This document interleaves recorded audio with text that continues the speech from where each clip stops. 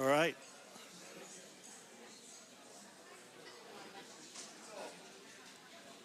It is on. It is on. All right, everybody. So welcome. If you want to grab a coffee, come and join us. If you're engaging online, then also feel free to grab a coffee or whatever else you want from your kitchen, and then join us. If you are watching online, welcome. It's really interesting. We had significantly more people engage online last year than we had in the room, which is an interesting little fact, which is also, whereas normally on a Sunday, we have a similar number engage online as are in the room. So, slightly different dynamic on a Wednesday night, it would appear. So as you grab a coffee, and also, look, if we're halfway through this and you're getting a bit bored and you want another coffee, go help yourself. No one's gonna be offended by that. But hopefully it won't be boring. Hopefully it'll be really interesting. So, good evening, everybody, and welcome to the... I've gone backwards now. Good evening, everybody, and So, we're going to start with a message from our esteemed chair of trustees, who unfortunately, after we planned this meeting, then had work changes enforced on him, which means he's up in Manchester rather than nearby here. But he was still keen to open our meeting this evening. So we're going to start with a little message from Rob. Good evening, everybody, and welcome to the Yeovil Community Church Annual General Meeting for 2023. My name's Rob Brazier, and for anyone who doesn't know me, I am a volunteer here as Chair of Trustees and one of the leaders.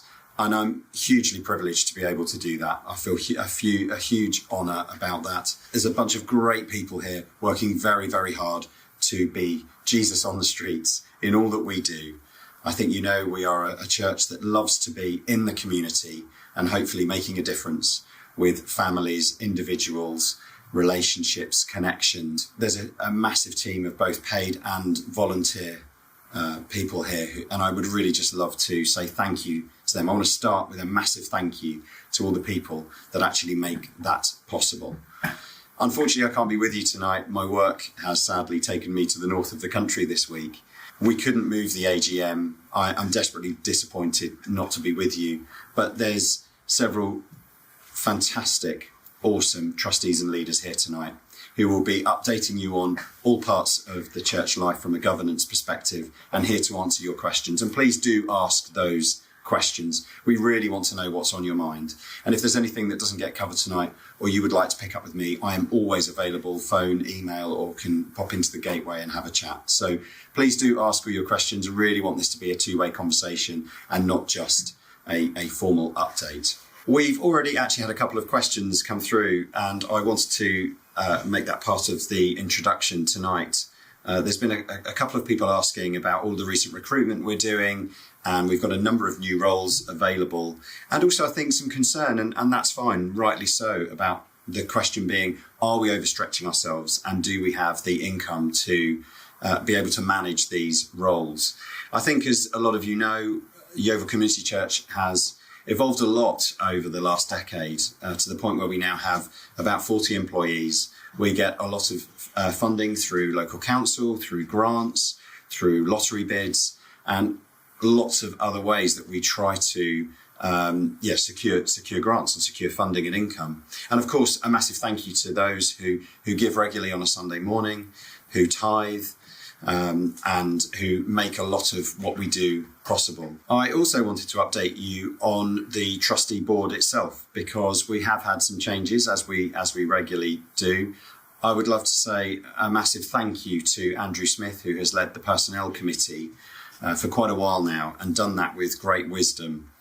Andrew, as some of you may know, has recently taken on a new job, which is quite a pull on his time, and as hard as it was for him to step away, that's indeed what he has done, and he does that with our blessing.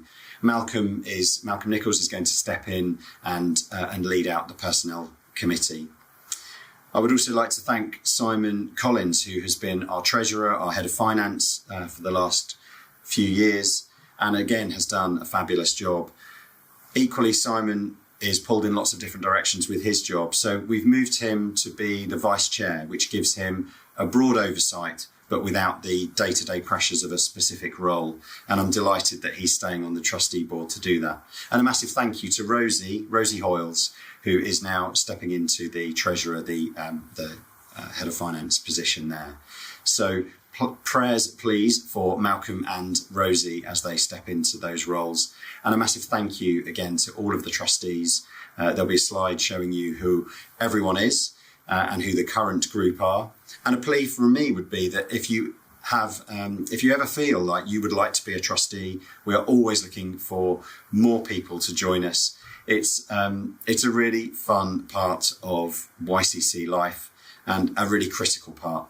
And I would really welcome anyone with either generalist or specialist skills who feels they want to give in this space. Then please do talk to me. So yeah, thank you to the group of trustees that we have. So we have several sources of income, and as trustees, we are bound to make sure that we spend that really wisely. And we put a lot of hours and a lot of governance in to making sure that we do that. The Charity Commission also is a resource for us. And the advice that they give is to make sure that we have enough income that maybe somewhere between 3 to 6 months is the period of time that we could survive for if, for whatever reason, that income was to dry up. And I want to reassure everybody that we do have that in place, that we are in a very stable position financially.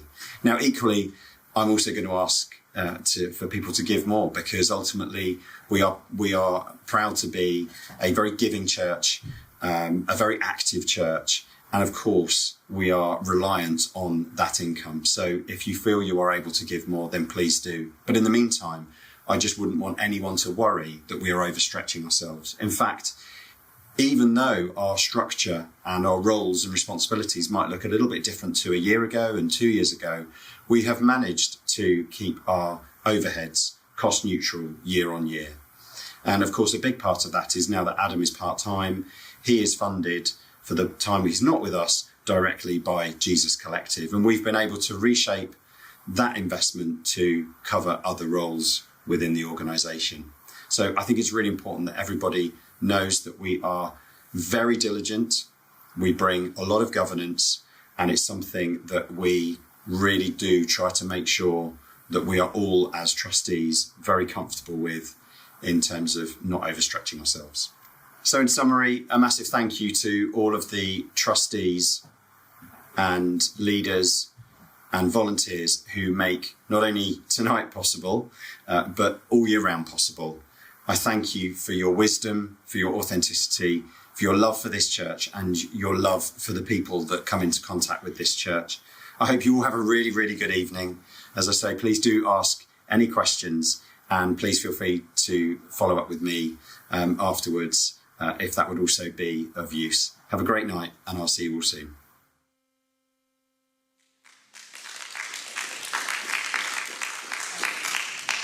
So in Rob's absence, you're left with me chairing. So this is, we are at our annual general meeting, the programme.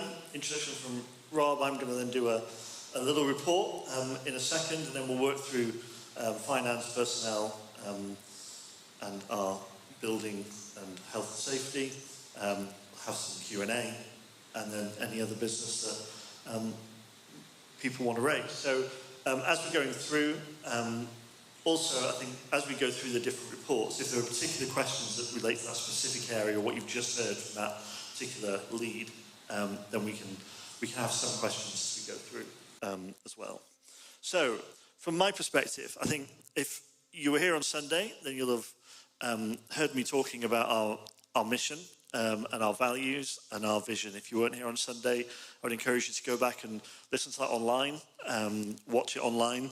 I think there's a lot of stuff in that about our annual report, which I think is a really exciting report to be able to put out. I think I've had a lot of feedback from people already who've read it and just find it very encouraging. Some of the reason why we wanted to put that out was because actually it's very difficult, I think, to understand quite the scale of what happens here through the week. And if you're not able to be one of the people who's rounded about through the week, it's quite hard to imagine. Even when we kind of go, oh, well, we do Yeovil Family, and we do the Welcome Hub, and we do Roost, and we do the food bank runs from here, and there's youth work, and there's the kids work, and there's the parent and toddlers pop-in stuff, and there's the coffee shop. And like, even then, when we run through all those things, I think it's quite hard to imagine quite what it's like here through the week. And hopefully the report gives us insight just into the scale and the scope of what we're involved in. But our mission, which is behind it all, is to live out faith, hope and love in our community. We want to see our whole community transformed by the presence of God in our community. Our values are story, connection, relationship, generosity, transformation and creativity. I went through those in more detail. If you didn't catch it on Sunday, go back and listen. Our vision statement, that by God's Spirit working in partnership, we are committed to becoming a community where Jesus is wholeheartedly worshipped, deeply experienced and clearly known. We are praying and creating space for renewal in ourselves, because renewal always starts with us, but then it flows out into the people around us, into the community around us.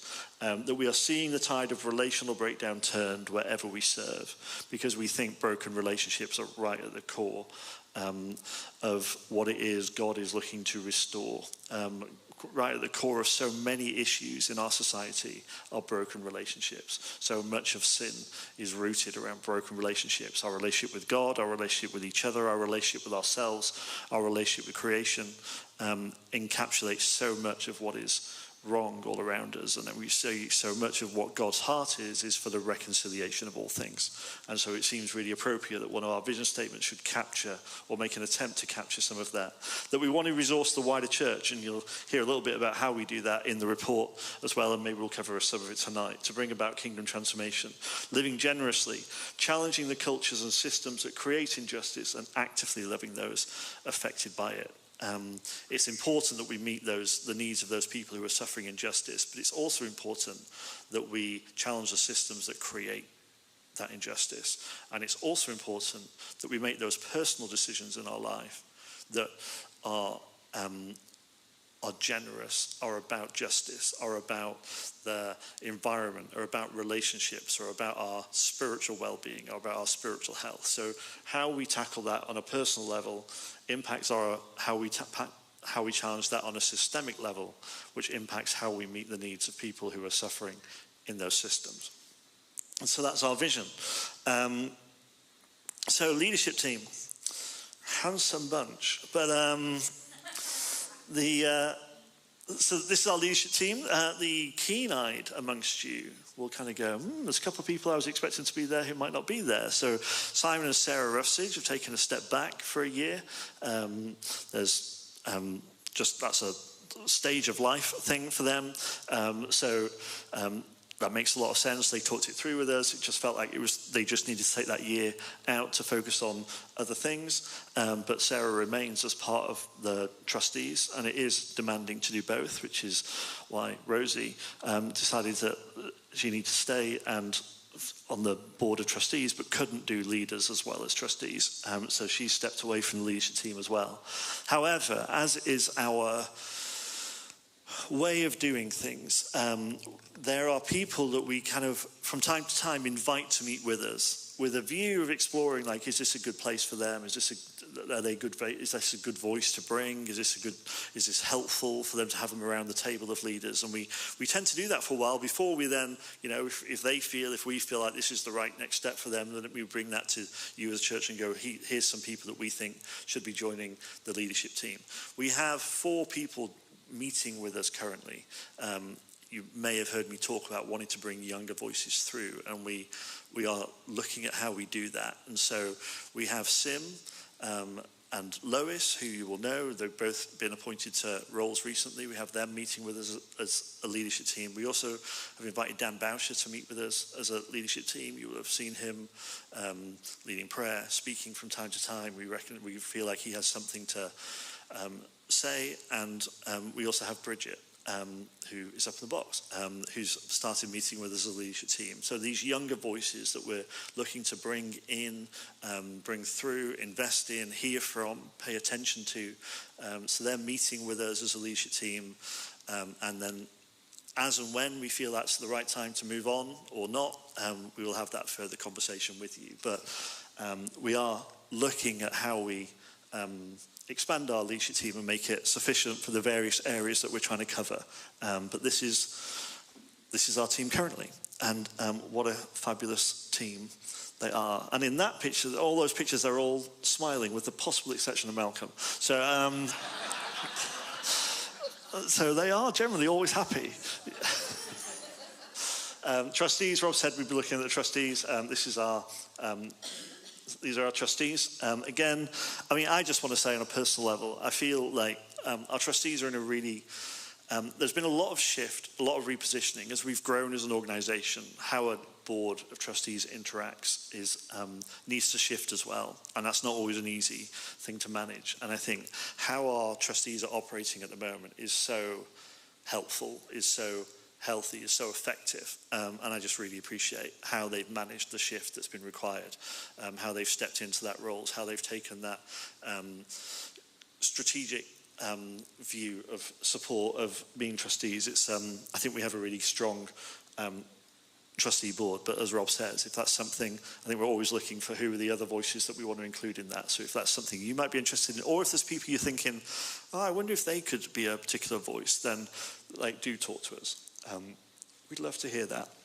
So some of the other things I talk about a little bit in the report are, so where are we headed? Like, what are the themes for the way forward? And so I've tried to capture them in just some bullet points here.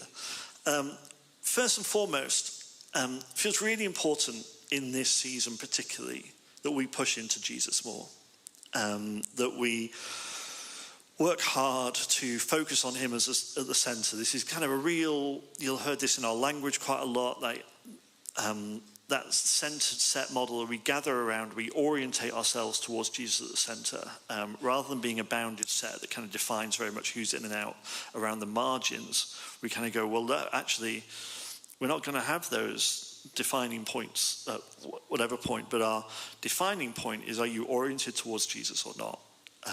And wherever that's coming from, we invite people to move towards Jesus. And that means that none of us get to stand still. If we've been a Christian for 50 years or 50 minutes, we are all invited to be closer to Jesus than we were last year, than we were last month, to work on our discipleship, to grow in our love for Jesus, to go deeper. And that's true for us as individuals, that's true for us as a community. So we really want to push into Jesus, making him bigger at the centre, understanding what it means to see the world through the lens of Jesus, to see him as the revelation of what God is like, to read scripture through the lens of Jesus. We want to understand more and more about that. I think it's really important. There's a sense that we're speaking prophetically into the church nationally and internationally. There's a sense that we have something to say from the journey that we've forged over the last however many years.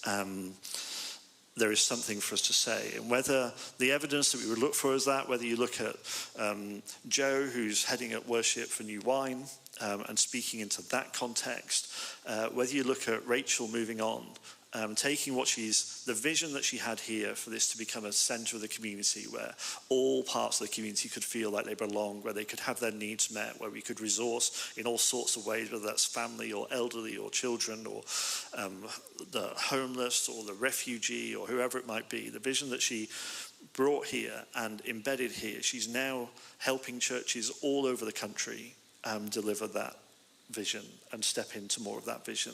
That is part of how we resource the wider church. That is part of how we speak prophetically into what the wider church is doing on a slightly lesser scale, but not different also in some ways. Is John has moved on, and I think John has moved on, but he's moved on to a role in the northwest of England where he's able to influence a whole diocese of churches into how they can model community transformation in the way that he's learned here. And so again, that's part of how we influence beyond ourselves.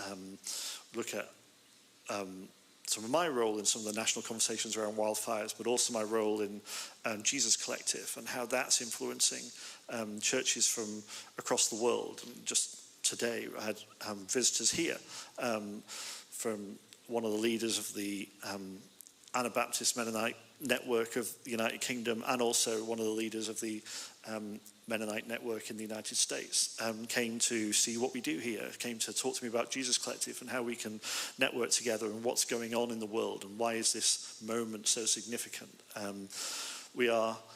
When I travel across to Canada or America or different places that I go, I'm speaking at conferences, I'm talking to church leaders all over the place about how we can do church differently, how we can model some of this stuff in a different way. What is this moment that we find ourselves in? We are influencing, we are speaking prophetically into the church, both here nationally and internationally, and I think it's an important part of how we understand ourselves. We're able to do that at the moment in a way maybe we haven't been able to do that over the last decade.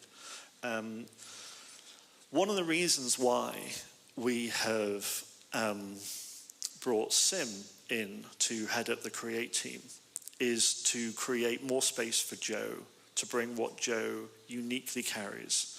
And one of the challenges we've set Joe is, we want you to help us raise the spiritual temperature of the church, deepen our passion for Jesus, for worship, for prayer.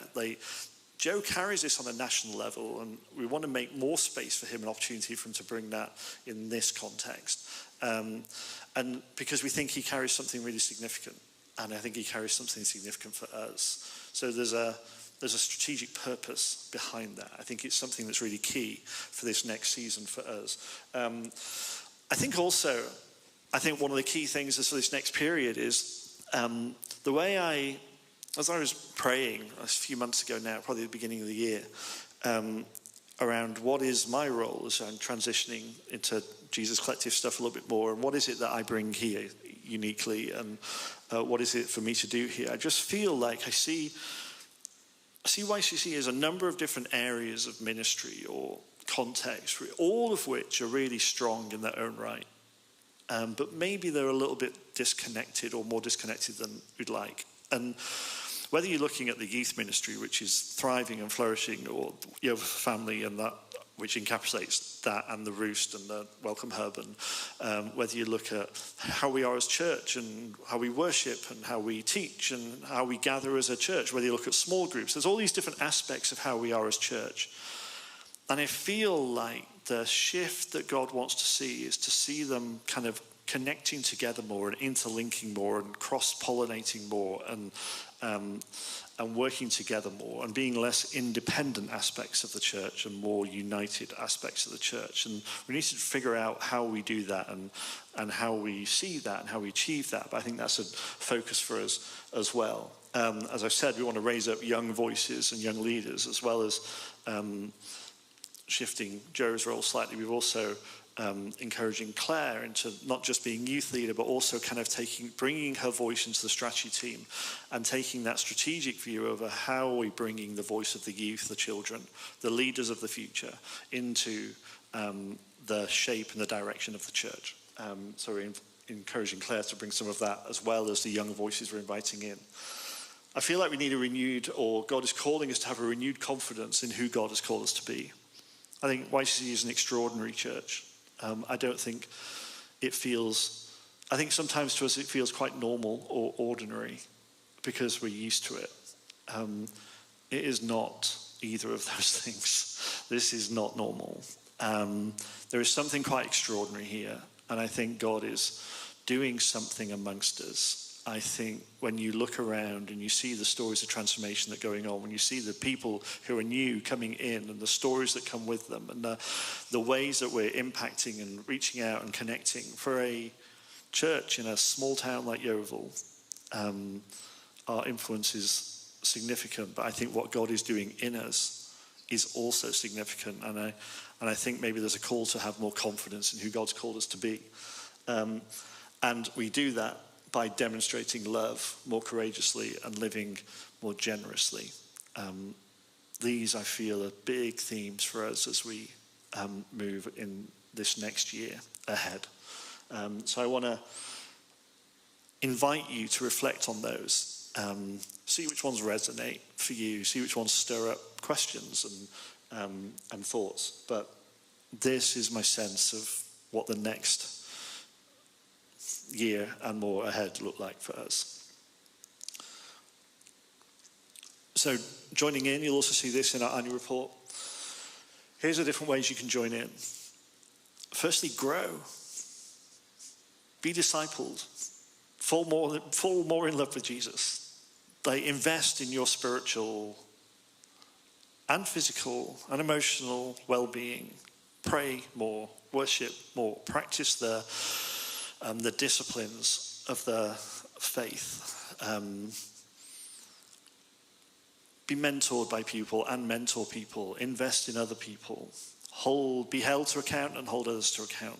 They invest in your spiritual well-being is a great way of joining in with what God is doing. Volunteer, like I said, I think we have 268 volunteers listed on the different places. It's already more than that because September's happened. So there's a lot to do, but join in, volunteer. Invite people to come along, particularly on the Tri Churches weeks, which this coming Sunday is one of those. Invite people to come along with you and give. We want everyone to take opportunity in October to reflect on how they give, what they can give, as a regular thing, but also as a over and above thing. So these are the way you can join in. Just a reminder slides around all the volunteers, all the activities that happen here, Tri Church, which starts this Sunday, how we can invite people to that, and the different ways that we can give. Rosie. Your microphone's that way. Oh, no, I don't know. The microphone's that way. It's coming. If you come that way, your microphone will come to you.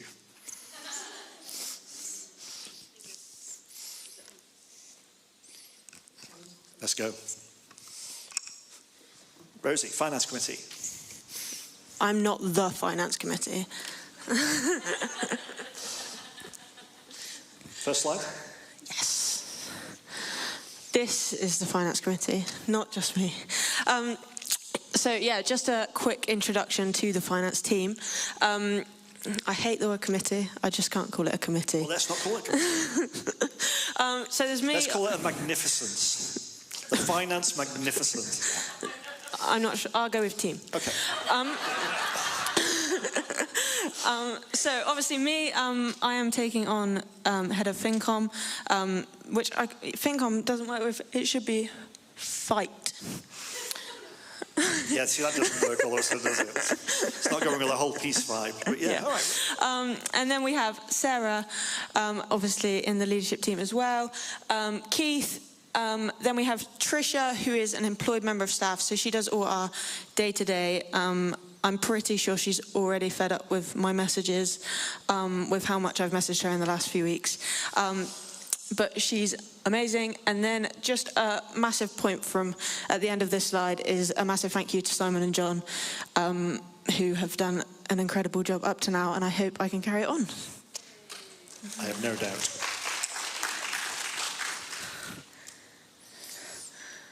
Cool. So, 2022 accounts. The accountants are supposed to be here, and I'm not sure where they are, so I'm going to give them a ring after this. But I will give you the update. I have all the numbers, etc. So, our financial year runs from 1st of January to 31st of December. So we are kind of 9 months later than that now. But our accounts don't have to be filed from 10 months after the year end. So we get quite a long time to kind of review, reflect, look at in detail. And it obviously gives me a great opportunity to kind of look through everything that's happened historically and kind of how that goes into the next year.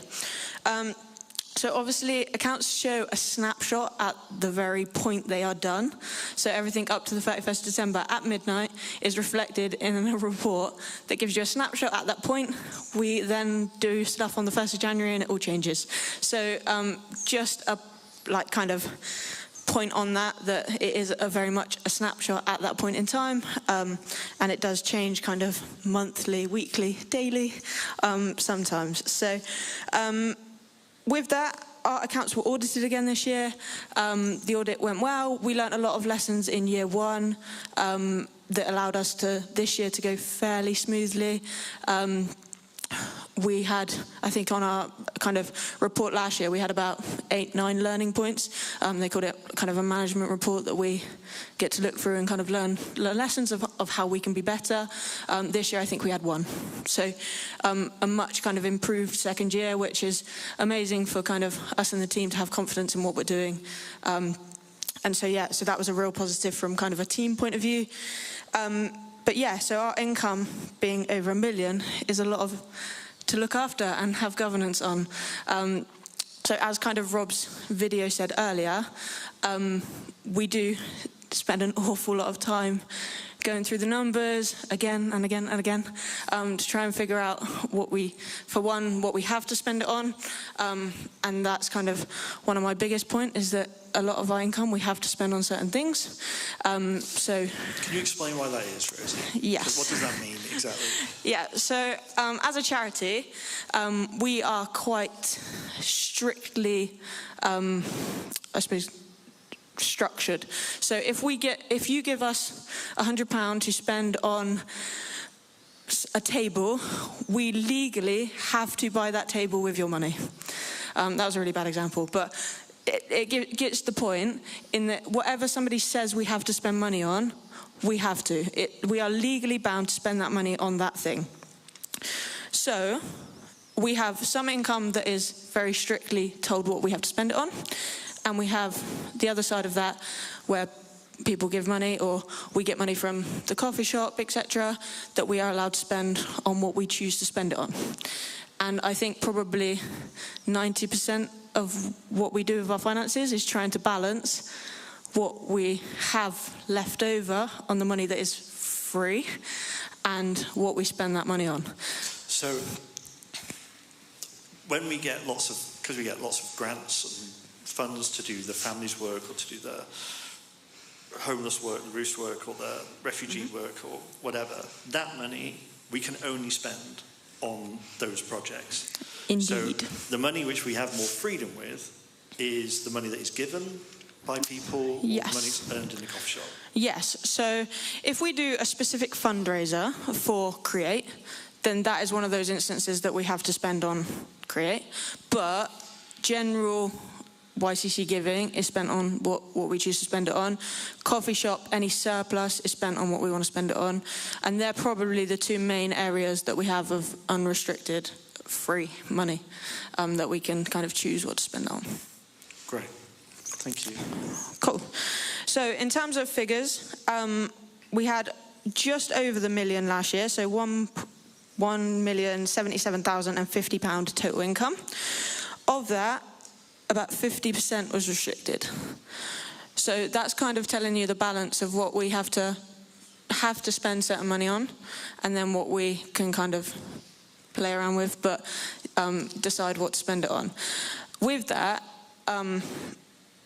we had, at the end of last year, we had 12 different restricted funds. So it's not just we have unrestricted and then we have 1 or 2 extra funds. We have 13 different accounts to run, basically, and they all have to be very strictly documented. Yeah, and we have a program to do that, obviously. Like we've moved to Zero, which has all these funds kind of laid out in a thing, but it takes an awful lot of time to review all that, reflect on all that, see where kind of surplus deficits are, and so you can kind of try and get a picture of how complicated, but how vast our finances are, I think. Yeah, that's really helpful. So the reason why, so that 50% would be primarily like the money we get in for Y4F or whatever, and the other 50%, which is more free, is the money we get in through giving, which is held up, which is really exciting, encouraging in a financially challenged year. Money we get in through room hire, that stuff, those sorts of things. Yep. Okay. Yeah. As another note on that, though, when we do any contract, any kind of restricted contract, we do take into account the cost it takes to run the building, and for people like yourself, like Adam, who oversees who manages the whole kind of program, I suppose. And so there is an element that we can justify that goes across the two. But that all has to be very strictly justified and very strictly kind of accounted for in the same sense that everything else does. It's not just we go, oh, we've got a deficit in YCC, we'll just plug in the rest of the money to there. That can't happen. No, we have a very clear we have a very clear kind of calculation that we do for any amounts that cross over between the two. So just over the 1 million in income, and similarly just over the 1 million in expenditure as well. So I think Rob mentioned it in his message. I said email in his message, in that we have an obligation to spend the money that we are given. We are obligated to not just sit on money, and Charity Commission, if our reserves just went up and up and up, they would challenge us on it, because we have a public benefit as a charity that we have to spend the money. So in taking into account all our finances, we also have to take into account that we have to spend it. It's not that it can just sit there, which would be sometimes a little bit nicer, because sometimes it's so go all the time that sometimes it takes a lot more work, and if we slow down a little bit, we might have a bit of a buffer. But actually, we are obligated to spend that money. It's our, if people give us money to spend, we have to spend it. Great. What does sofa position mean? Oh, sorry, that's very accountancy. Statement of financial activity. So it's not us sitting here, no. Okay. That's not a stage direction. No, okay. So a normal company would have a profit and loss. Yep. That's a charity term for a profit and loss, but it's not profit. Okay. We eventually have to spend it, so it's never profit. Right, so that's what you're just talking about. We have to work this out. And then funds position. Yes, so at the end of 2022, which is obviously very out of date now, we have a fund that is strictly for our building. So we separate that out because it's fundamentally, it would just skew all our results if we put it in with everything else. So that's just under 900k.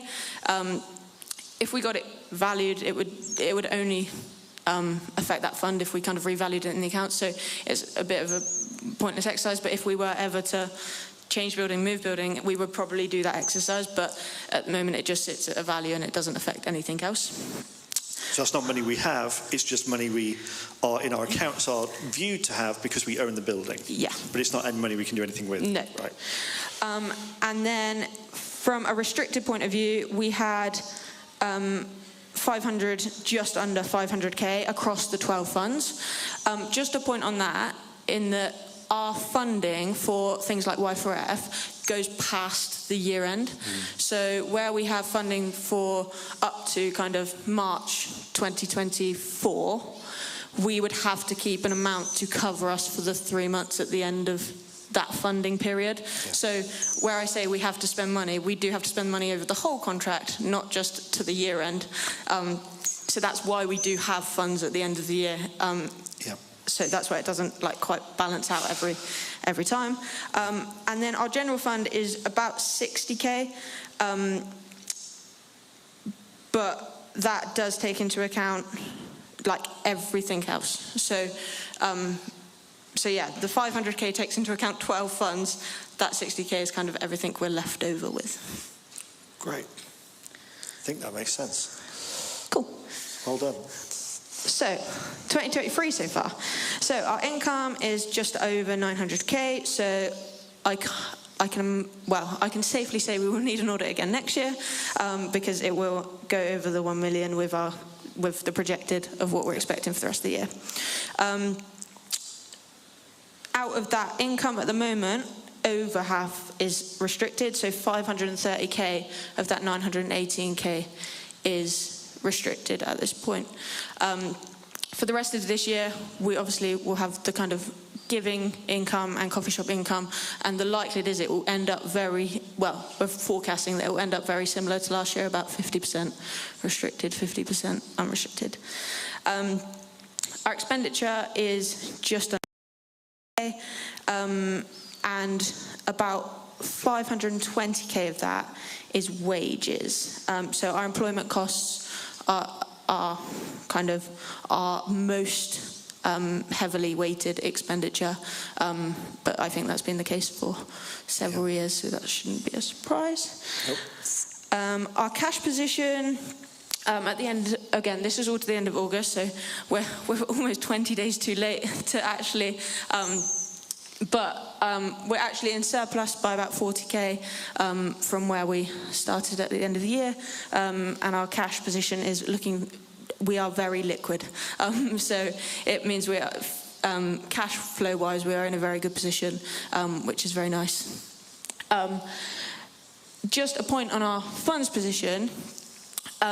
So kind of as part of 2022, but again as part of 2023, part of our biggest kind of exercise as a finance committee is to look at what we have that is freely spent, and that is going to be our biggest challenge going forward, in that our restricted income can only be spent on certain things, and we are left with a kind of leftover that we can only do so much, and we want to do a lot. And I think that's an important point, isn't it? Because sometimes it might sound weird when people look at these figures and they go, well, why are you asking me to give? Well, we asked people to give because it's an invitation to give, because that's part of our liberation, and we talk about that in our theology. But also, whilst we might be very liquid, have a lot of cash around, actually the cash that we have to innovate with or do the core things with, or that is actually quite restricted. And so whilst you look at these numbers, you might go, well, my giving is not going to make a lot of difference. Actually, it does make a lot of difference. It makes a huge difference. Yeah, actually, because it's funds that we have more freedom to solve the problems that a lot of the money that is sitting there isn't allowed to solve. Yes. Yeah. Great. Cool. So looking forward, our Welcome Hub that I think has been spoken about, that's secured until 2025. That's the refugee programme. Yeah. If that's, yeah. So that's a nice thing to already be kind of done. Lottery funding is in progress, and we think probably 2024 we might see that coming in. Wi-Fi funding is in progress, but it is unsecured at this point. Yeah, so we have funding in the bank. They've given us all the funding through to March 24. Yeah. But we're in conversation with them now about what that funding looks like from April 24 onwards. Mm-hmm. Yeah, and unrestricted, I say we'd like it to increase, we'd always like it to increase, because it just means we can do more. Donations are actually at a similar level, and they have been for kind of 3-4 years now, which is amazing considering kind of cost of living and things like that. So a massive thank you on that front. But everything is more expensive now in reality. So although it stayed at a similar level, a lot of the costs have actually increased. So yeah, just kind of, we're massively grateful for any money that we receive, because yeah, and part of why I love looking at the finances is because I actually feel massively blessed by what this church looks like in terms of, from a financial perspective. That's my world, so. But some people are born to be an accountant, aren't they? Yeah, sad, isn't it? Do what you love, people. Yeah, and I know this point got brought up in the last AGM, so I just wanted to mention it. But the coffee shop this is the best year they have done in a very, very long time. So that's just a real positive that, yeah, I'd just like to kind of say, because it is, yeah, it's very much improved from previous years. Which is great. Great. Prayer requests then. Yes. So I think funding discussions, obviously a lot of, like I say, 50% of what we do is held up in funding. So particularly Y4F, because that's a lot of the conversations you're having at the moment. But obviously, any funding that does drop, we would obviously have to make decisions on whatever that looked like. So, all funding conversations, but particularly Y4F going into kind of 24, 25, but those conversations are happening now. Me?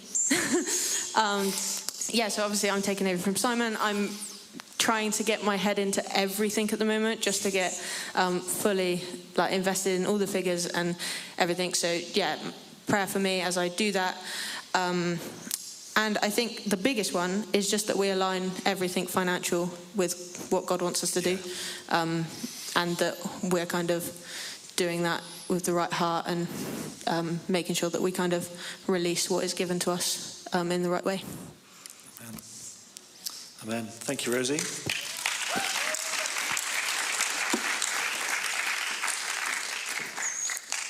Great. We're going to Malcolm, our new chair of the Personnel Committee.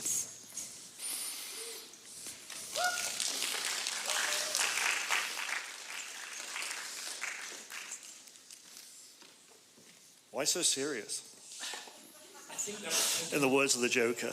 A minute or two after Rob said, would you take on Personnel Committee? Yeah. So, yes, so that was me. Again, like Rosie said, I'm not alone. So firstly, just down here, thank you very much to Andrew Smith for all his service.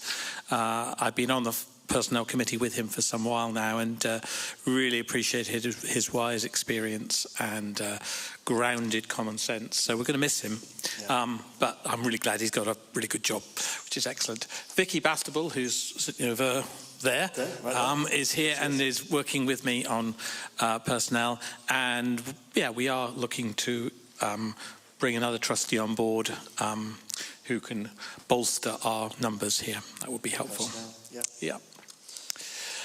Okay, this might be a little bit of a helpful slide for people to see.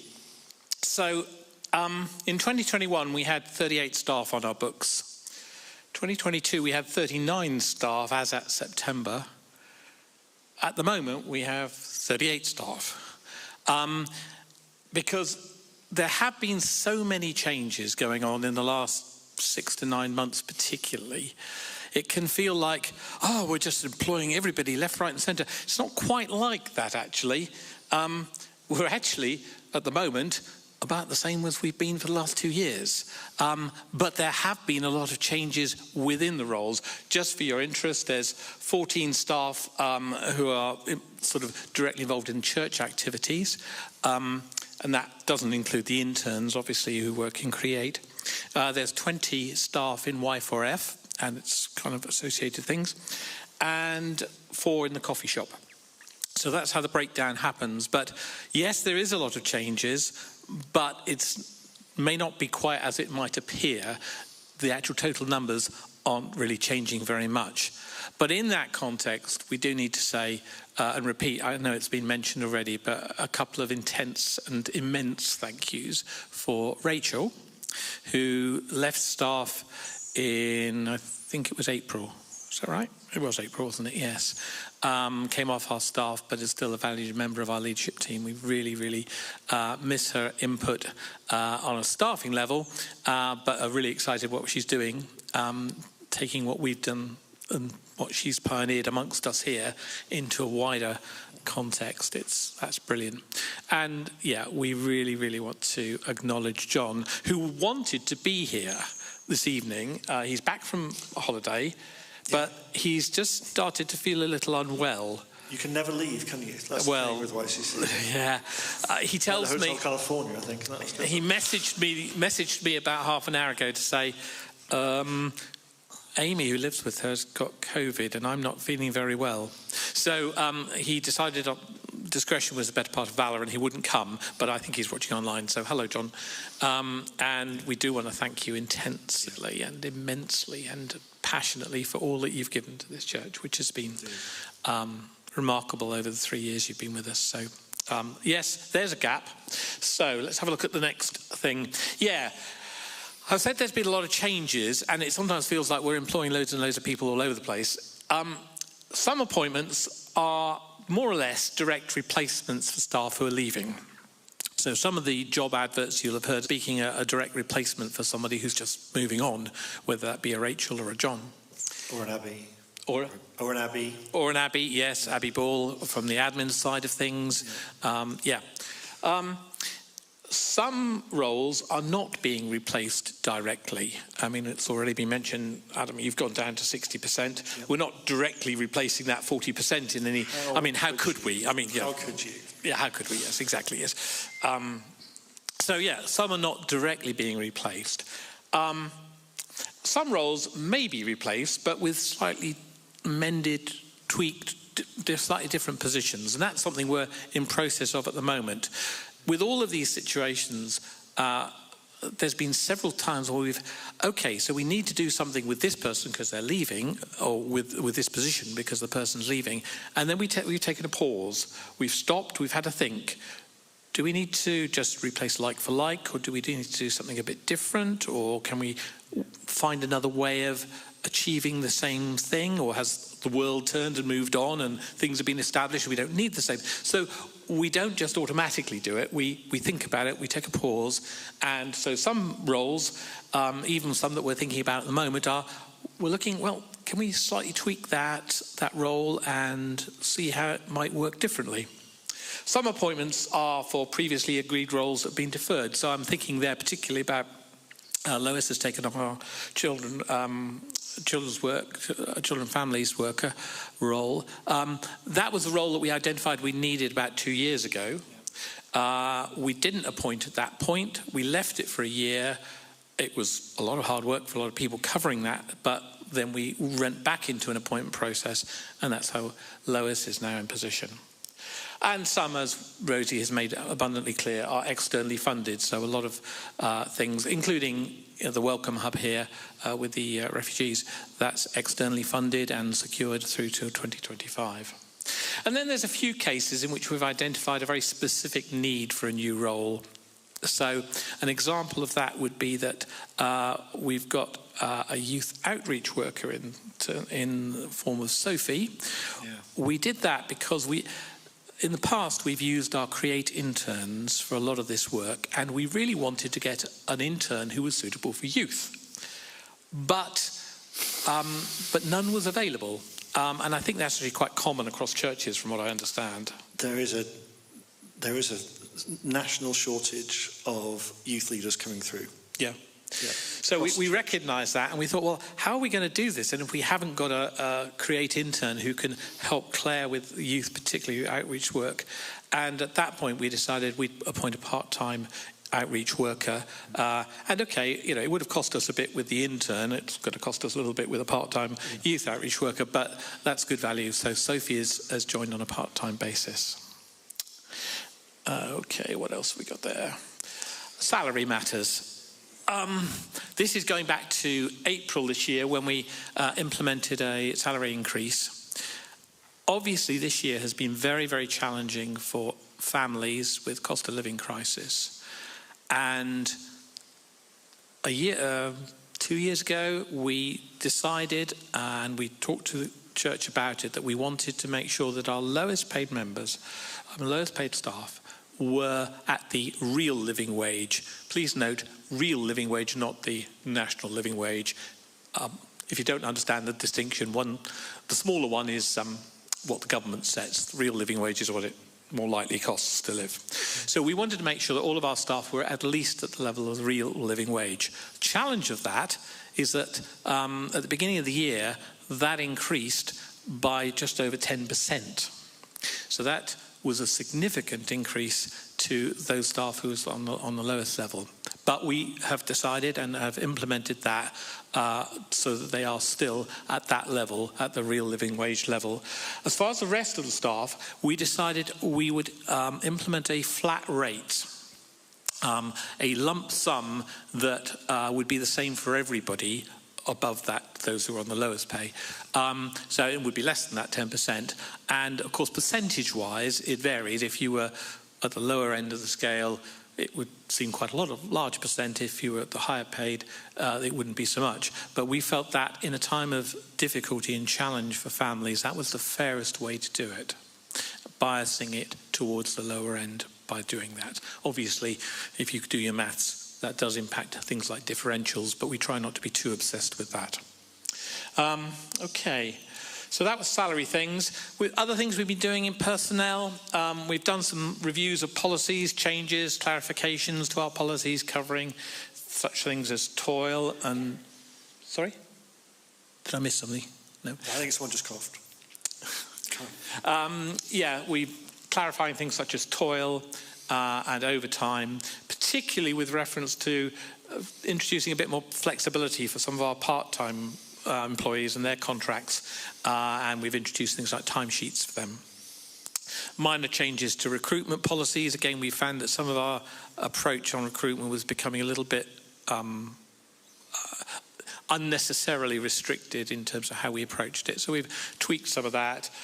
We've implemented a policy on sabbaticals. Adam was able to have sabbatical recently, and we've tried to establish a clear policy of when, who, how, that sort of thing, so that we know where we stand on that.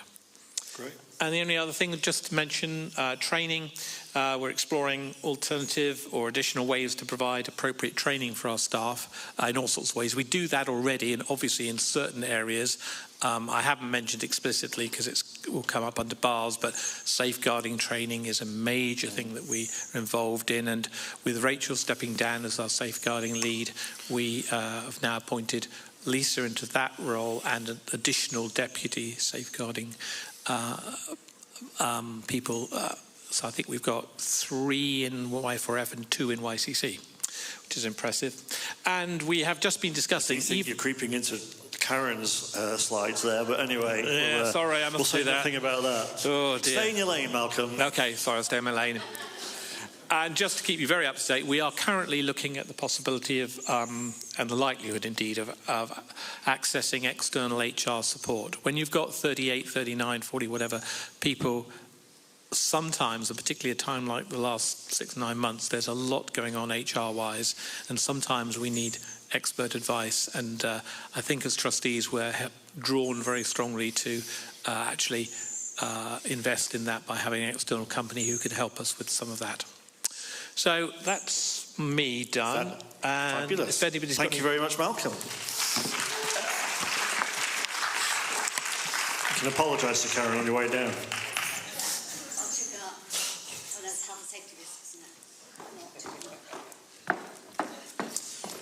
Hi, Karen. Hello.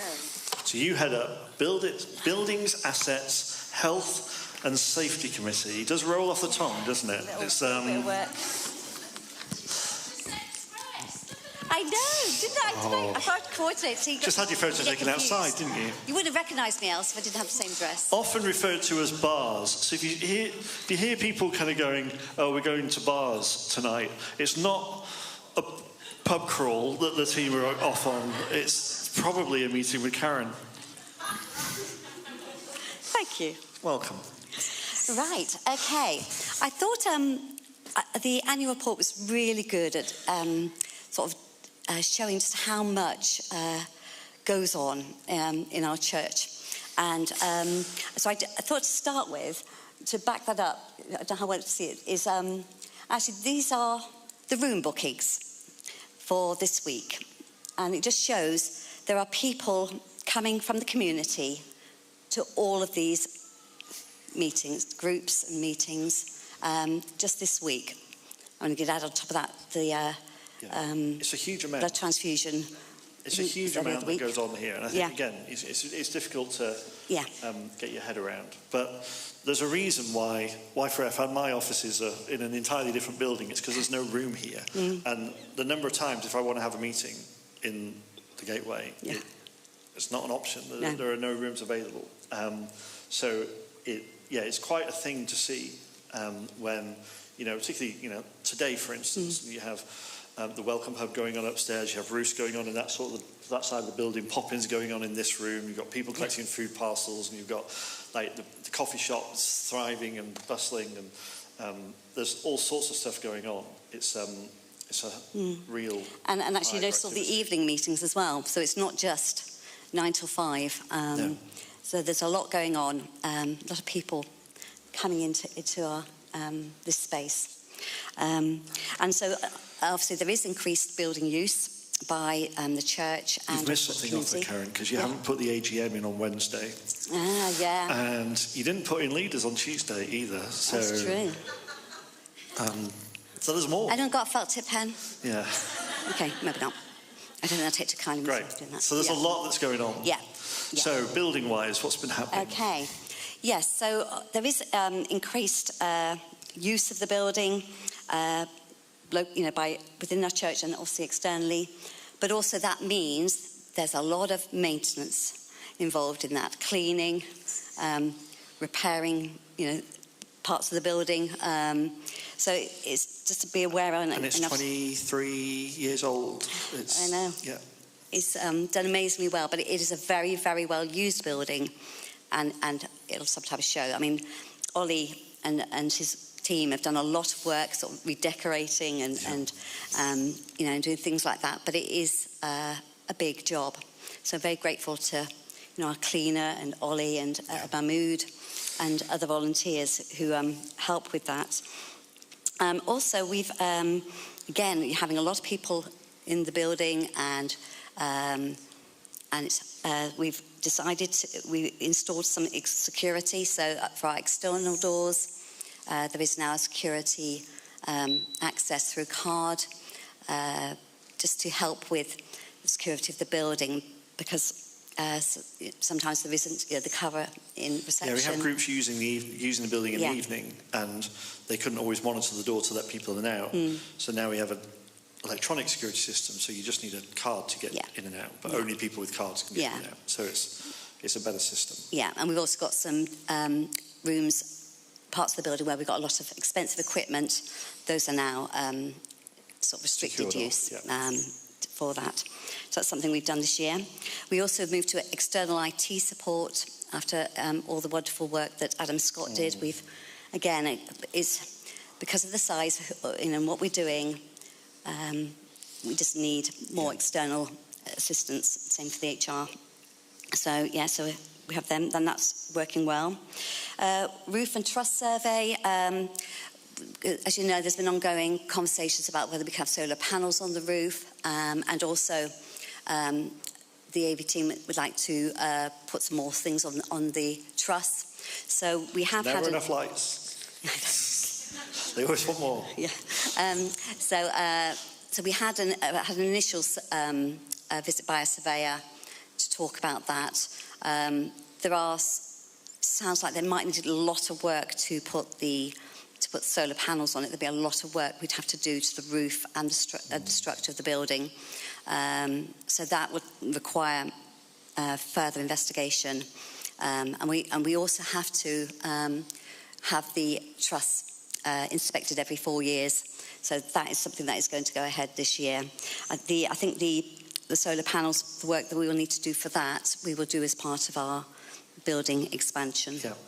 It makes sense to do that because we'll be raising money for the expansion anyway. So that's most of what's going on here. Obviously, the building expansion, we have, as leaders and trustees, agreed that we would build within our current footprint rather than extending out or anything. So it will be fitting in. And you'll see in the annual report there was a drawing of some ideas that have been muted, but obviously that'll take a lot further discussion with architects down the road. Yep, great. That's that. Environment. Yes. Okay. So the environment. Actually, I should say before I move on to that, a big thank you again to John Pocock because he's done a lot of work. Creating systems, a lot of work to do with the operation of the building. So I'm very grateful for his support. And he was a member of our BARS committee. So we are going to miss him as well. So thank you, John, for what you've done. Yes, moving on to the environment. The leaders and trustees agreed that we would aim to work towards being carbon neutral by 2030. I mean, we're aware that there may well need to be an element of carbon offsetting, with a reputable carbon neutral carbon offsetting as part of that. But that is something that we are working towards. Our carbon footprint for last year was 178 tonnes. But obviously we're doing more than we were then in 2021. And obviously energy prices rose. But that gives you a bit of a breakdown. We are aware that obviously purchases is a huge scale of things for us. So, as part of our work to try and reduce our carbon footprint, the budget holders were given the challenge of following the 6 R's, which is the refuse, reduce, reuse, repair, repurpose, recycle. And then they're all... You are full of the catchy statements, aren't you? I know. Well, this is John. This is John. And then they also suggested to focus on one big major expenditure or event and actually take time to explore how they can do that in a more environmentally friendly way, with less carbon involved. And I think there's been a significant culture shift, hasn't there? It has. There definitely has. I've now gone back to the budget holders and said, okay, so tell me what you've been doing. And actually, the feedback has been really good of what they're doing. And it definitely is in people's minds when they are with what they're doing and what they're purchasing. So there's definitely a big shift in that. So I'm very grateful to them for doing that. So what else we got? There's also... We're exploring things like solar panels and insulation and those sorts of other solutions. And some of that will have to take place with the building expansion. We have just had the insulation put in the Preston Lounge and the Create office, because those are areas which aren't going to change. So we are doing that, and obviously we use Viola for our waste recycling, dry waste recycling. And they have pledged to have 0% to landfill is how they operate. And most of our lighting's LED, and I think these lights are transferring to LED this week even. So we've made a big switch across. Yes, there's lots of things, and volunteer recruitment moving online rather than using paper, and attendance recording is going to be online. So there is lots of ways that sort of people are thinking about how to make change. And even when we made a decision to do the annual report, and we've kept to a minimum the number we've printed. So we printed a small amount initially, because actually our hope is that most people access it electronically, but we recognise that some people really like to hold it in their hands, and that's so. We're not kind of going, oh, we'll never do any of this stuff, or we're banning everything, or we're trying to take a measured approach around this, but still responsible approach. And that's the thing. We've thought about it. It wasn't just we've thought about the impact and how much we do. And actually, can I encourage? Some people would like to keep those annual reports because they will use that as for praying for all the things that are going on, which is a wonderful idea. If any of you, if anyone has read it and it's just going to sit in a drawer somewhere, then bring it back, recycle it, and then somebody else can read it. We could have it in the coffee shop, or So can I encourage you to recycle, reuse? That'd be great. Perfect. Yeah. Okay. Safeguarding. Yes. So as Malcolm suggested, first of all, we do want to say a huge I think Malcolm's thank you. covered this, but No, he didn't have that. He did have pretty pictures, did he? No. Yes. So a huge thank you to Rachel, who was our designated safeguarding lead from 2019. She was involved in safeguarding prior to that, but took on that role in 2019 until this year. So we're so grateful because safeguarding is huge. I'm sure most people don't. If I said to you, how many safeguarding issues, how many referrals do you think we deal with in a week? Yeah, so in the first 9 months. So yeah, it is somewhere around 35 to 40 safeguarding issues a week. I think. Something like that. Is that about right, Lisa? It's somewhere around that sort of, oh no, maybe it's a month. But it's that sort of amount. That's a lot of referrals, cases for us to process, for us to deal with. We need a real, and one of the things that became clear, Rachel was really good at managing all of that, but we had to build a team who were going to deal with it across the whole scope of what we do. So we have because a lot of the work we do is with vulnerable families, vulnerable people, and so there is a much higher safeguarding work involved when you are supporting those vulnerable it's significant people. So we have, and also because it's all part of their job. So so it's just another part that's been added on to their roles. So we're very grateful for Lisa for stepping in as our designated safeguarding lead for the organisation. And then we have 5 For that deputies. first month, she looked a bit like a rabbit in headlights, but she looks much calmer on a Monday morning now than she used to. Yes. So, I mean, we also have an online, My Concern safeguarding reporting system, which has made it much more manageable.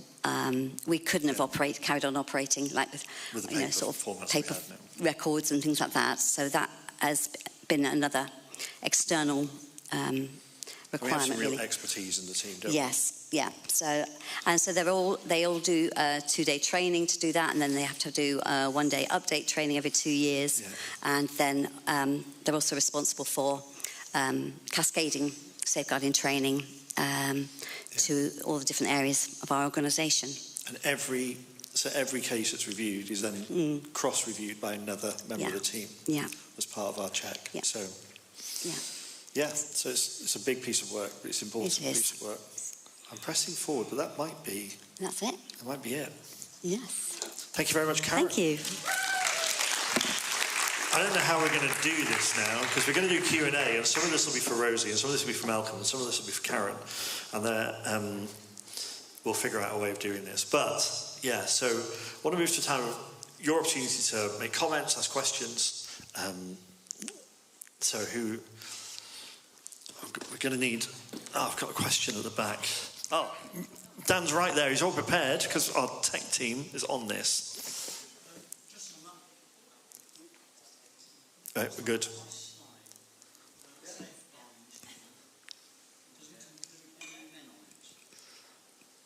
The safeguarding slide didn't include any men on it. Do you want this one, Dan? The question was, didn't see any men on the safeguarding slide. That's a good comment. We do have obviously people within the team who are dealing with safeguarding concerns who are male, but of our safeguarding officers, you're right, they're all female. That is because the roles are primarily the safeguarding designated roles are attached to specific roles within the organisation, which all happen to be female. But I don't think it presents a risk to us or a challenge to us, because we do have people within the organisation who are male. So if there's, if we're managing a particular person and around a particular issue, or that we have relevant people within the organisation who are trained to do that, who are male if that's necessary, or whatever. So we have the expertise within the organisation, even though they're not filling any of those specific roles.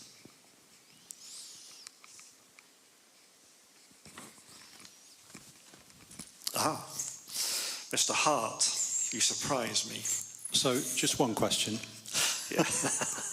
Rosie, I worked out the percentage of, and this is the not restricted side, so the expenditure that went out, that's going out, and the staff salaries that's paid against the staff salaries, I worked out to be 60% from the figures that you gave me, that you were on the, is that a trustee's policy to keep our salaries capped at 60 or not? It's coming. As far as I know, we don't have a policy. We don't. But it is something we potentially should have or at least look at. Why don't we? Yeah, we should look at it because we do have maybe not policy but a principle around that we want at least 50% of everything we do to be outward focused because we want to be an outward focused church. We have those sorts of principles. So it's an interesting question, Steve. Rosie and I might have a look at that and see what a good because out of those 520k of wages, that will very much be split between the 20 YFRF employees, the 14. So, as in the 520 out of the 873. No, that's all of the... So the 520k on wages is all of our wages across the whole organisation. Yes.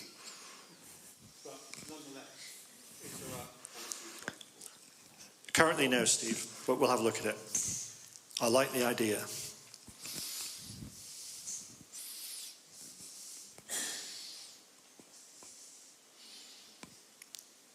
Other questions?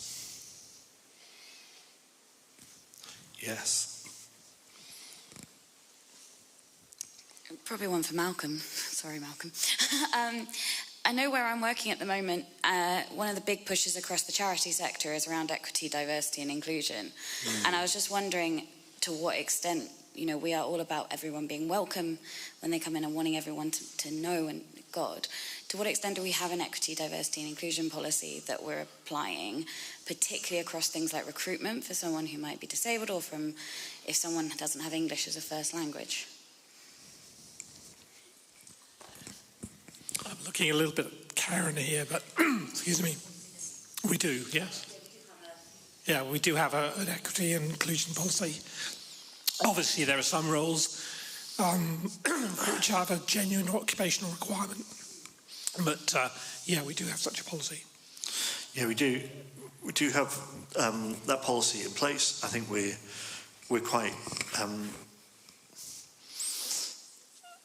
think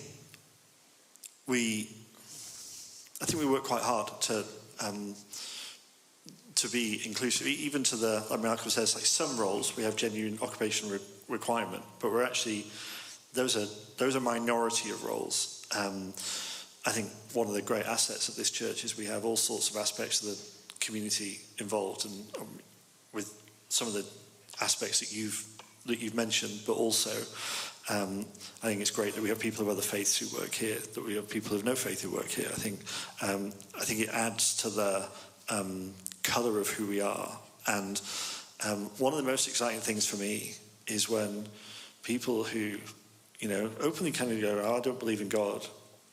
And then they kind of look at things and they go, well, this thing happened, and I guess you would say that was probably God, but I don't believe in God, so I don't quite know what to do with it. But you even see people who don't have faith and they pray for something and then it happens, and you see the just the beauty of some of those moments, and that I really love. So I think the diversity that we're reaching for, we're not there yet. There's not enough diversity in our leadership team. There's not enough diversity in our board. There's not enough diversity in a lot of areas. But I think we're very conscious of that and have a medium to long-term plan of how we're addressing that. Thank you. It's a comment rather than a question, I think. Great. Just thinking about your comment or your question around inclusion and diversity. We don't currently have a lift in the building, so from an accessibility point of view, our building is. I'm not saying it's not on anybody's list, and I know it's on the pictures and but actually, the part of the building development and actually including a lift within that, I know we've put a marker in the sand about that, but it is something that when we're wondering about, is it worth doing the building development and why would we do this and how much is it going to cost and actually the ability to put a lift in here will actually open up our building in so many more ways than it currently can.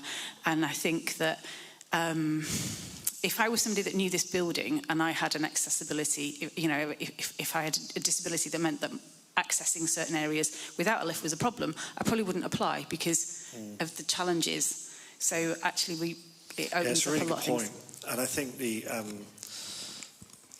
we've actually taken steps, because we know that any plan that we bring around building development will be fairly ambitious, because there's a lot that needs to be done. There's lots of opportunities, but none of it's cheap. And, we'll probably be a little bit north of £1 million. And so we've actually taken steps that the plans that we're trying to develop of how we will develop the building mean that it can be done in stages. And the first of those stages would be a lift and new lift and staircase, which will then enable the other aspects of the development. For that reason, because we don't want to wait until we've got the whole million or whatever it's going to be. We recognise there's more of an urgency around the accessibility, because there's parts of this building that some people can't access. I think Kay has a comment or a question at the back. Thanks. We've been away lots, so we may have missed this information on a Sunday. With staffing, you said that some of the roles have changed, some are being replaced and some are not going to be replaced. With regard to yourself, you're now doing 60% of your work here. Yeah. So the 40%, is that just not being done? Is it being allocated to other people, or is it a role that's going to be... Well, the secret is I wasn't really doing it. No,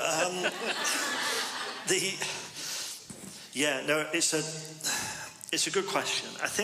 Many of you know that I took some time off back in the beginning of 2022. And I think, in an interesting way, without going into too much detail, God had been talking to me about that change was needed and change was coming for a while. I think he kind of got to the point where it became enforced change, because I'm stubborn, and just kept going. But God was saying, what's got you here isn't going to get you where you're going, and that's true for us as an organisation, but it was also very true for me.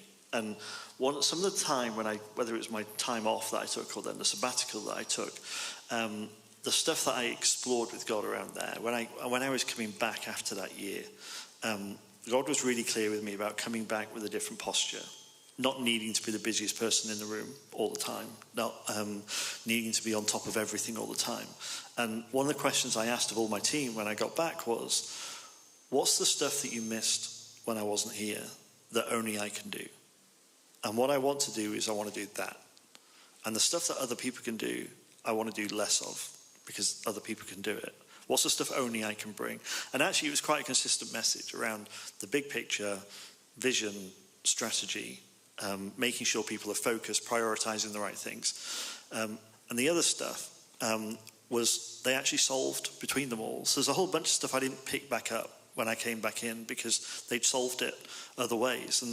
And so actually what was required of me in that space was less. So there was some margin already created. Now, I'm on a personal journey with the whole Jesus Collective thing of still somewhat overcoming my sense of responsibility to be on top of everything or covering everything or be seen to be around. And I always feel a bit guilty if I'm walking away from the building at 2 PM, which I'm not walking away to go and relax. I'm walking away to go and have meetings across the Atlantic, but online across the Atlantic. But there's an internal journey for me there still that I'm to navigate to manage the balance between the two. But there had been we had already really managed a shift where we were clearer on what were the specifics that I do that no one else could do, and what do I bring that no one else could bring, and what was the other stuff that wasn't needed of me. And I think so we'd already built that margin in, so it felt a bit more natural than me dropping a whole bunch of stuff that everyone else had to pick up. It felt like a lot of that had already happened. I just didn't take it back off them when I came back because they'd solved it another way. Malcolm looks like he wants to add to that. Only just endorse that, actually. I think particularly because you were off for quite an extended period, a lot of other key people in the organisation did step up and expand their capacity to take on new things by dint of necessity in many cases. But actually that was a really good thing, and seeing other people taking more responsibility has actually been really, really good. Now, it is still a work in progress, Kate. It still is. Adam's still trying to work out how much he should get involved in. how much Jesus Collective is going to suck him dry, or YCC at the moment with lots of things also drawing a lot from him. Where it'll end up, I think, is something we will see. At the moment, it's fine because different people, people like Lisa and whatever, have really stepped up. Joe really stepped up to do things, and of course, that's why losing John is another little thing that is significant in that we hadn't seen that, foreseen that coming. But I really appreciate the question. Keep asking me, because I'm still working on it. Just a quick financial one. We plan to do redevelopments on the building. Are we making contingency funds each year, popping a bit back towards it? Like we've got the flu people coming in again, noticed on the door tonight. Now, if that's a booking, right, the money from that, stick it in a fund towards the new building projects. Yeah, so... because you've got lets, you see, so you can pop them through. It helps. It stops people worrying, where's the money coming from? Yeah. No, absolutely. Yeah, this is something I think that we have sight on. It's... We have been effective at building up contingency. We have been, which look, it's not like, oh, this is a building fund. We have some money that's in a bit of a building fund. We have a few thousand, tens of thousands, whatever, that's in a building fund. We don't have a load that's in there. On top of that, we have a whole bunch of contingency funds that are around that might be for something else, might be for that. Depends on what the needs are that come. We're also in conversation with the lottery around a chunk of money that would go towards that. And when there's another conversation for us with the architects, which we've just held off because John stepped out and he was managing that. So we've just paused it whilst we figure out who's going to manage that conversation moving forward. When we've had that conversation with the architects, we'll come to you as a church and go, here's what we're thinking. We'd love your feedback, because it's still evolving, it's still developing. And then at some point there'll be okay, great, as a church then we think we need to raise this much. But we're not going to come with an empty bank balance at that point. We'll come with, well, here's what we've got, here's what we think we might be able to get from some of these different funds, and here's what we think we need to raise, commit, give, as a church on top of that. So we're doing some of that, but there's some which is sat in a building fund. There's more which is kind of sat in here's a contingency rainy day, like backup sort of fund, which may or may not, depending on what events come at us. Yeah, just to add to that, we do have a fund for building. There is certain stuff that even in the last year we've taken out of it to do stuff around the building. So just because we're doing a redevelopment doesn't mean the current building doesn't need some work as well in the kind of interim. But also with that, it is in our kind of conversations. I know Adam talks about it in kind of a lot of his funding conversations, so it's definitely in our thinking financially. But what I would say is, at the moment, we don't actually have a plan in terms of we don't have the exact drawings that we want. We don't exactly know when or where or what we're doing, who, like, if we kind of collaborate with someone and build something, then funding might come. Do you know what I mean? So it's, at the moment, because it's such an unknown, some of that planning is hard to do, but it is in our conversations and thoughts. Yeah.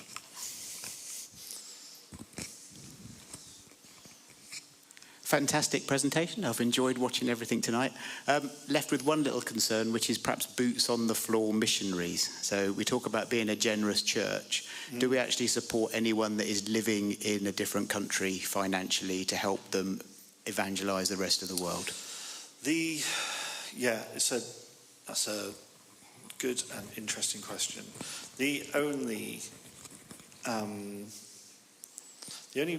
person or people that we currently fund from general fund is a Maori who's planting churches in Brazil, now up to 3,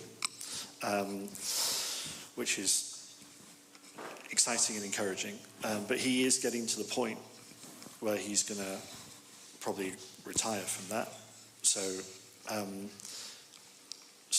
it's an area that probably needs looking at. It's the whole international field. I mean, we have relationships with Asher, we have relationships with Brazil, we have relationships with France, with Spain, We have those relationships. Everything kind of took a pause because we couldn't visit many of those places when the pandemic happened, and everything kind of took a pause. So I do think there's an opportunity for us to revisit, reimagine, if there are areas, countries, specific people within YCU going, I'd love us to consider whether this could be someone that we support, or a ministry that we support, or something that we support. Come and talk to us about it. I think there's an opportunity for us to reimagine what the next phase of our engagement internationally looks like. You want to add to that? No, brilliant. I just think that's great. Just in terms of boots on the ground, it's now become something consistent that the Create team, or some from the Create team, go to France every year to do prayer walking and working with us, and also there's sometimes a team going to Spain to work with church leaders. So there are some boots on the ground, but if you're talking about sort of long-term resident overseas, no, we're weak on that area.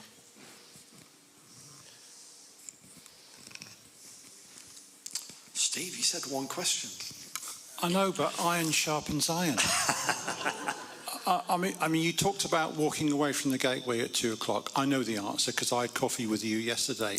But could you remind everybody what's the best time to contact you vis-a-vis YCC so that we don't contact you when you're on an overseas call to the Great States?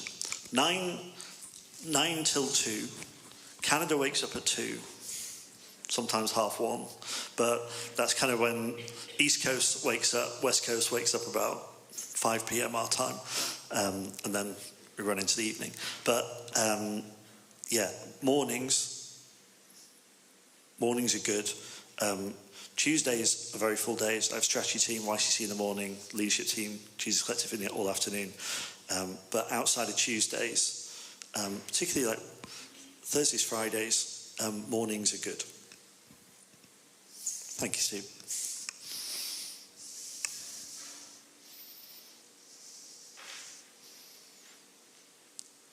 That might be great. We're going to close in prayer. I hope that you're all really encouraged by what YCC does and what we get up to and how we model church in our community and how we do this together. It's intentional that we're taking a term to focus on what does it mean to be church together? How do we love one another well? How do we forgive one another well? How do we spur one another on and encourage one another? And what does it mean to be church? How do we give? How do we volunteer? How do we... it's intentional. It feels like we're just moving into a new moment. It feels like some of the we've been through a number of shocks socially, from the pandemic. Lots of people, and this is a common story everywhere, lots of people who'd been serving faithfully for years in particular areas just went, oh, you know what? I'm done. I can't go back to that. Everything just shrunk a little bit, didn't it? Everything just felt like, I need a bit of time to recover. I need a bit of space. I think some of us are probably still in some of that space. But it does feel like we're emerging a little bit. And it does feel like we're getting clearer sight maybe of what some of our issues are in our community that we can address. It does feel like God is stirring something in us, a deeper passion for him. I think we're seeing people coming to faith. I think we're seeing people joining the church. I think we're seeing growth in the youth and in the 18s to 30s. I think we're seeing a passion, particularly that's coming through the younger generation, that we want to listen to and pay attention to. I think God's up to stuff. And I think we're being invited to join in and participate in that. I think, it always feels that every time we kind of go, oh, well, there's opportunities to give or opportunities to serve and volunteer or whatever. Like, we always do that with the caveat is this is a really generous church. Like, we are, when I talk to other church leaders anywhere around the world, I was on conversation with some in Canada today and like sharing 268 volunteers, and they're kind of going, what? Like, how how the heck does that happen? That just doesn't happen. For most churches, it's 10 or 20% of people do the volunteering and the work. For us, it's very much not that. It's a whole church effort. The faithfulness of this church is inspiring.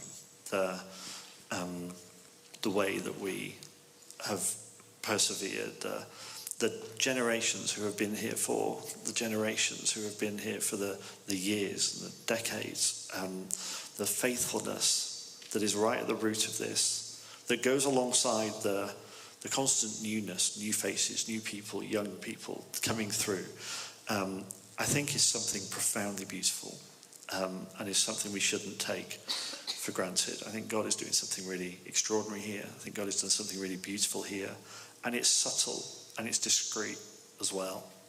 So I hope you're excited by it. Feel free to share the report around with people. I think it is a good conversation piece. I think it is an inspiring piece of work. I've been sharing it around various councillors today. And and just keep joining in. And that invitation, all the ways we can join in, like deepening, growing, are making that intentional choice to be closer to Jesus next month than we are this month, next year than we are this year, more in love with Jesus next month than we are this month. Making that intentional choice is where all the rest flows from.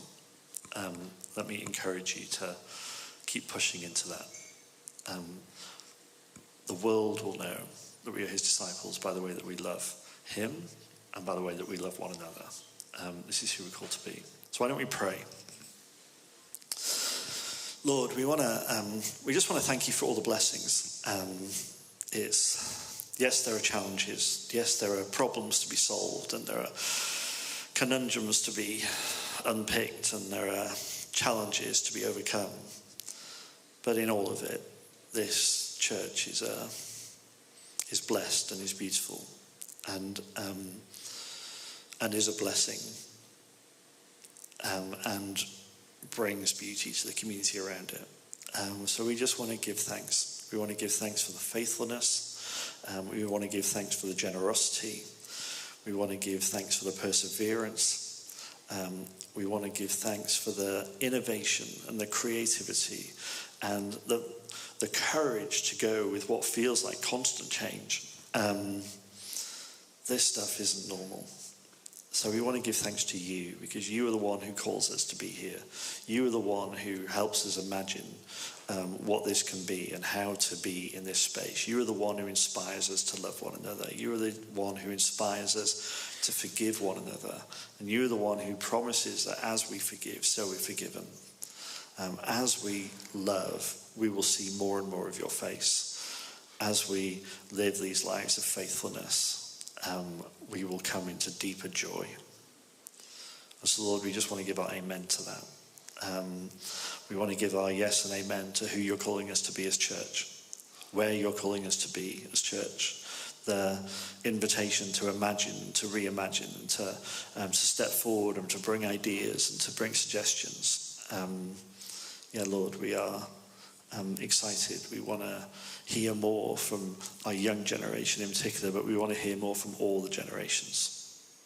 It says in your word that in these days that the old will dream dreams and the young will have visions. And we want to see more and more of that. We want to see more and more of your spirit being realized in us and through us. We want to fall more and more in love with you and make you bigger at the center and see you glorified and your name renowned throughout South Somerset and North Dorset and the UK and beyond, where any of us are and are listening and are participating and are living this out. So we want to thank you for all the people who serve faithfully on trustees and in leaders. We want to thank you for all the people who serve faithfully in their roles. We want to thank you for all the people who volunteer, for all the people who give, for all the people who participate in any myriad of ways. And we want to declare that it's all for you and for your glory. Amen. Amen. Thank you, people. Thank you for showing up.